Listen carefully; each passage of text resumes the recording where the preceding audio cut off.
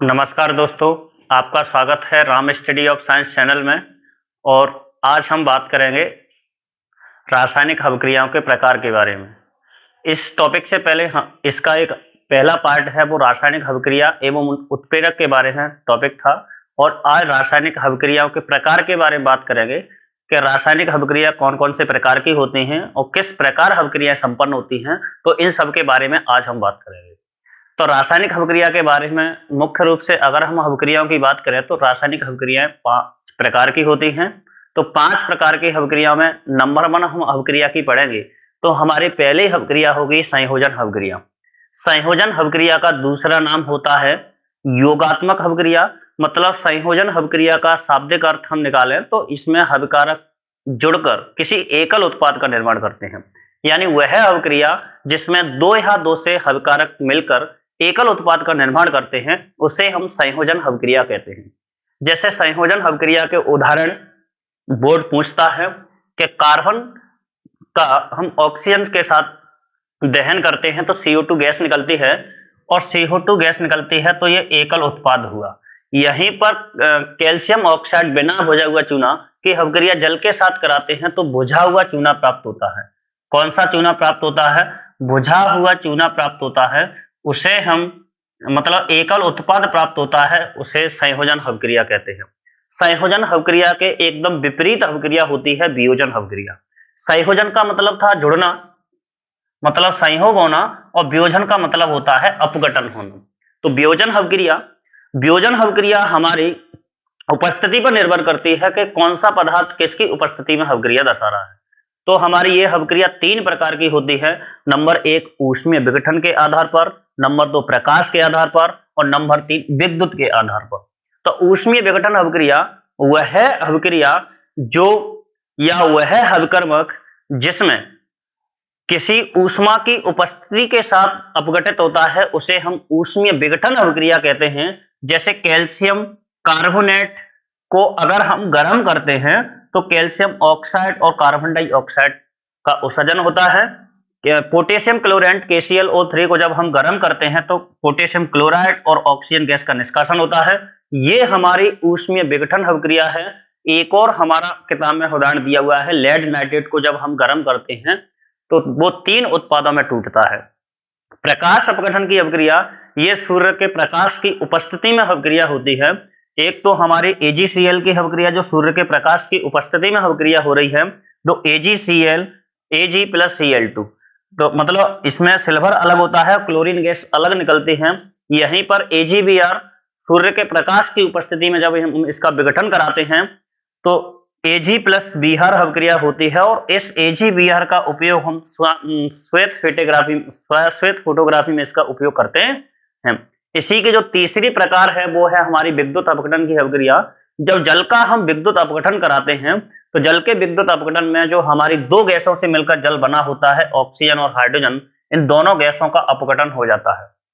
इसी के आधार पर हम अगली अभिक्रिया की बात करेंगे कि जैसे संयोजन अभिक्रिया, वियोजन अभिक्रिया। वियोजन अभिक्रिया के 3 प्रकार। विस्थापन अभिक्रिया। विस्थापन अभिक्रिया वह अभिक्रिया होती है जिसमें किसी यौगिक से कोई अन्य तत्व अपनी क्रियाशीलता के आधार पर उस यौगिक से हटा देता है तो उसे हम विस्थापन अभिक्रिया कहते हैं। और विस्थापन अभिक्रिया में अधिक क्रियाशील तत्व कम क्रियाशील तत्व को हटा देता है। अधिक क्रियाशील तत्व होगा वो कम क्रियाशील तत्व को क्या कर देता है? हटा देता है कम क्रियाशील तत्व को। तो यानी विस्थापन अभिक्रिया हो गई। जैसे हम सक्रियता श्रेणी में बात करते हैं तो सक्रियता श्रेणी में हमारा जो आयरन होता है वो कॉपर से ऊपर आता है, मतलब कॉपर से आयरन की अभिक्रियाशीलता ज्यादा है। जैसे Fe+USO4, तो Fe+SO4 फेरस सल्फेट का निर्माण होगा और कॉपर इसमें से बाहर निकल जाएगा।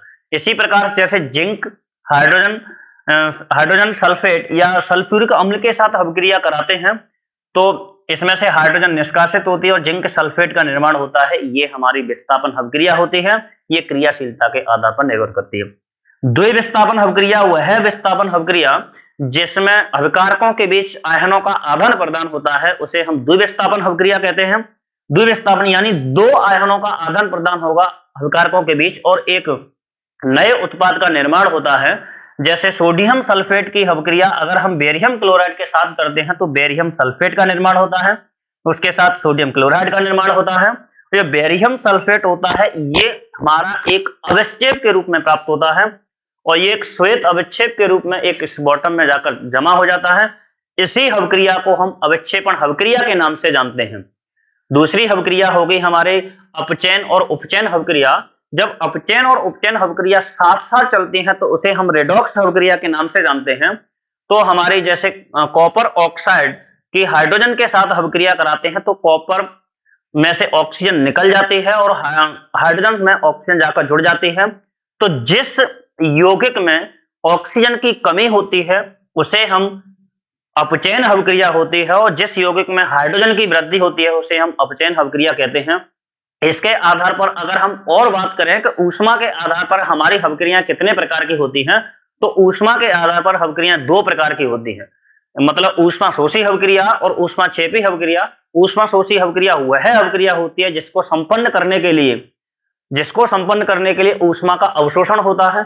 जैसे बर्फ का पिघलना, जिसमें तापमान बढ़ेगा तो ऊष्मा का अवशोषण हो रहा है, तापमान बढ़ रहा है तो ऊष्मा शोषी अभिक्रिया है। ठोस लवणों का पिघलना ऊष्मा शोषी अभिक्रिया है। जल का बाष्पीकरण होना ऊष्मा शोषी अभिक्रिया है। और ऊष्मा क्षेपी अभिक्रिया वह होती है जिसमें किसी अभिकर्मक के टूटने से ऊष्मा उत्पन्न होती है, उसे हम ऊष्मा शोषी अभिक्रिया कहते हैं। जैसे कार्बन को अगर हम ऑक्सीजन की उपस्थिति में जलाते हैं तो कार्बन के साथ कार्बन डाइऑक्साइड निकलती है और जो जल है वो ऊष्मा के रूप में बाहर निकल जाता है और उसके साथ साथ प्रकाश उत्पन्न होता है, कहीं ना कहीं ऊष्मा उत्पन्न हो रही है, उसे हम ऊष्मा क्षेपी अभिक्रिया होती है। यह हमारी आज की क्लास रही ऊष्मा रासायनिक अभिक्रियाओं के प्रकार की। अगर आपको यह क्लास समझ में आई है तो वीडियो को लाइक करें, शेयर करें एवं चैनल को सब्सक्राइब करें।